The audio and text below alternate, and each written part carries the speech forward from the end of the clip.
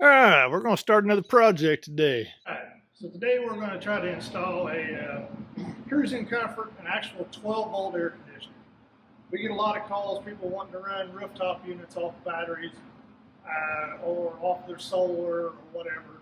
That's really not practical just because the size of the inverter, the amount of batteries that you have to have, and the run time you actually get out of it. This here is a cruising comfort.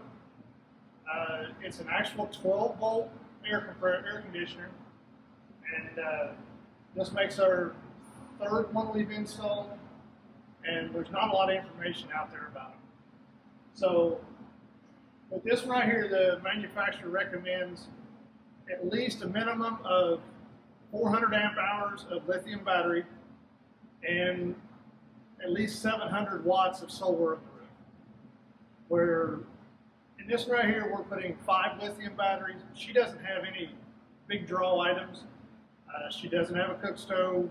She doesn't have a microwave. Her biggest draw is going to be the air conditioner. She does live in around Dallas, Texas area, so it gets pretty hot down in there. So as you can see, this fan here, there's not a lot in here. It's insulated with all wool.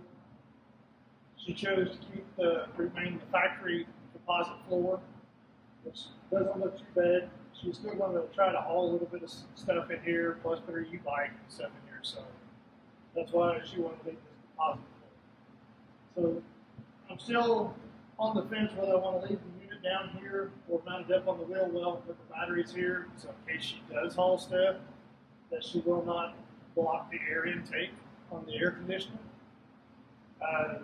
The condenser goes under the van, so I'm going to take you down here, show you where I'm figuring on mounting this and what kind of bracketry I'm going to use on it. All right, so I went over in my scrap pile and grabbed some aluminum and made these brackets. I got a set of them over here. So we're going to mount these. It's going to mount like this. This is going to be the back of the van with the front with the right slope. This is 15 degrees. That way the small line on the condensing coil is at the bottom, the large line to the top. That way the oil cycles through like it's supposed to be. So let me get these mounted to the coil there, and I'll show you what that looks like. Okay, so here I've got the brackets mounted. As you can see here, you've got a notch out in order to be able to get to these. There's no specific way you have to mount these. You can mount them as flat as 15 degrees, or you can mount them as straight 90. Anywhere in between there is perfectly fine. On this one, it's going to be mounted just like that. So here's your small line, your large line. This will be to the back. So that way, whenever any road debris that bounces up will hit the fans instead of the cooler. That way you won't get a nick or anything in them. Like I said, we upgraded for the dual fans instead of the single to kind of help so it runs more efficient, especially in the Texas heat, because that's the majority where she's going to be staying at. So, like I said, she's opted for the air conditioner. She's also getting a Webasto gasoline heater in here. But for this video here, we're just going to work on trying to get the air conditioner mounted, and then that way I can finish up the rest of the batteries and the electrical system in this van. Alright, so we got the air conditioner, the inside unit mounted. We got the hoses ran. The batteries are going to go down here. That way it's less likely for the customer to stack stuff in here and block off the air conditioner, which reduces performance. So we're going to put all 5 lithium batteries, Battleborns, right along through here.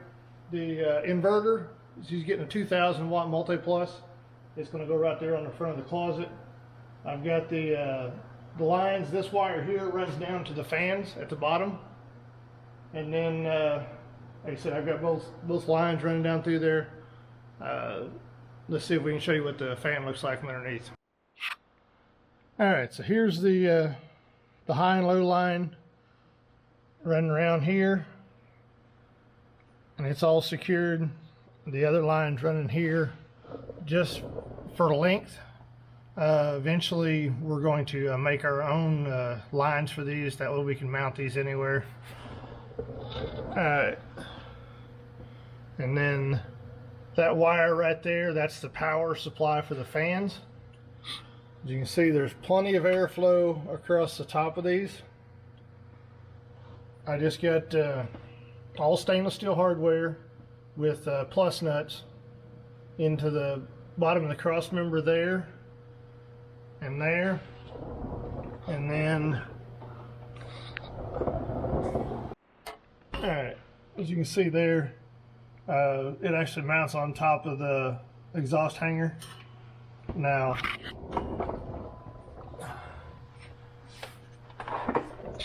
with that there, it's 3 or 4 inches from the exhaust. I will put a heat shield in between here around the exhaust just to shield that. Try to keep as much of that from getting into the condensing coil there as much as possible. But right now, that is sitting on jack stands, so the weight of the van is on the springs. So as you can tell, it's higher than the exhaust on the van. So there's not as big a chance as that as dragging that up as anything else. And we've also got to put a gray water tank up underneath it here too. That's why I mounted that where I did. I didn't want to, you know, I could have probably got that back a little bit further, or I guess forward farther, but there's no way really with the way this brake cable is to work around that really. I wish they would move that to one side. It would sure make mounting tanks underneath this a lot easier.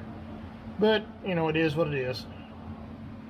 So, I think it's up high enough out of the way that unless she gets way off-road out in the desert, she shouldn't have any issue with that. Alright, so with everything else that's done here, I'm about 4 hours, give or take, into this. I need to get the air conditioner mounted, the inside unit here mounted, so I could get the rest of the batteries laid out, get the inverter in, solar charge controller, DC to DC, breaker box, fuse box, and then get the breaker, the 80 amp breaker for the air conditioner, and now I can get the ductwork. It's going to go, these here you want to have them blow out as high in the van as possible, or camper, boat, whatever you're putting these in. So our plan is we're going to go right through the edge of that closet and go up, and then right up there in the corner there's going to be a vent blow toward the bed side and a vent blow toward the front of the van. That way we won't have to worry a lot about, you know, trying to circulate it all around. So I think that'll work out pretty nice. The thermostat for it's actually going to be on the other side of the closet. So that's it for today. Let me get the rest of this electrical put in, and then we'll do a little bit more on this this air conditioner. So let's get back to you. All right, as you can tell, it's been a little bit since I first started installing this AC unit. We've actually completed the project. Up here is your cruising comfort. This right here is just a 3-inch PVC ducting that we've wrapped in Reflectix in order to keep the condensation down to a minimum. It runs into the closet and it's vented out at the top. On these 12-volt units, you want to try to get the cold air outlet as high up to the ceiling as you can possibly get it.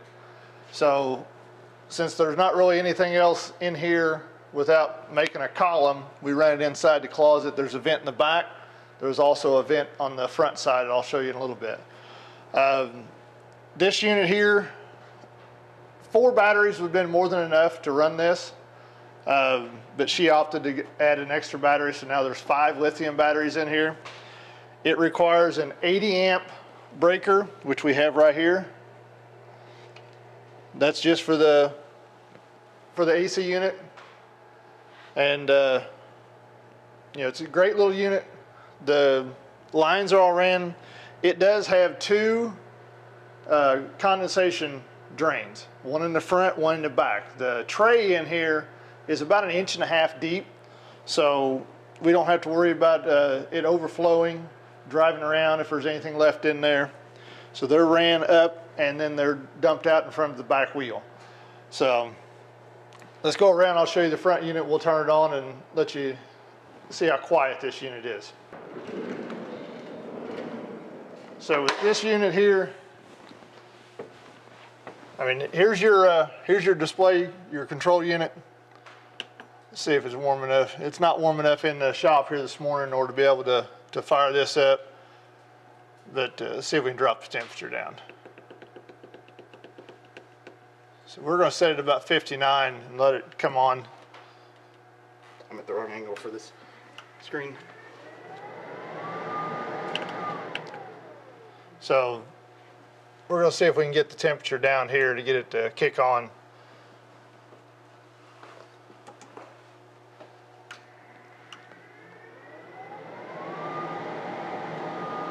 There the unit's in full blower mode. Right now I've got it on, the fan is on auto. So as it gets cooled off in here, gets down to temperature, the fan speed will drop. So we got it on charge right now, but this unit right now, before it gets into lockup, is pulling about 400 watts. We have 830 watts of solar on the roof. So whenever she's down in Texas, she'll be able to maintain and charge her batteries all the time. Right now the compressor's on, wide open, and it's about half the volume level as a rooftop AC, with the ability of being able to park anywhere you want to and never needing shore power. So with these cruising comforts, we're also a distributor of them now. I like these a lot better than the Dometic 12 volt rooftops, for the simple fact of you can take and that gives you more room for solar. There are other companies that are installing the 12 volt rooftops, and instead of installing the extra solar or the couple extra batteries, they're adding a second alternator, which to me defeats the purpose of having an off-grid vehicle or a stealth vehicle if you have to start the vehicle in order to charge the batteries up to run the air conditioner. So with that being said, on these units, if you would like to get one installed in your van, your bus, your whatever, we'll install them in your kitchen if you want us to. Feel free to hit us up at info@redscustomdesign.com. You can find us on our website under Reds Custom Design. You can also follow us on YouTube, Instagram, Facebook. I know there's not a lot of these videos out here for a true 12 volt air conditioning unit. So if you have any information that you want to pass along with your experience with a 12 volt unit, shoot us an email. We'll be glad to take a look at it and bounce some ideas off each other. Thank you.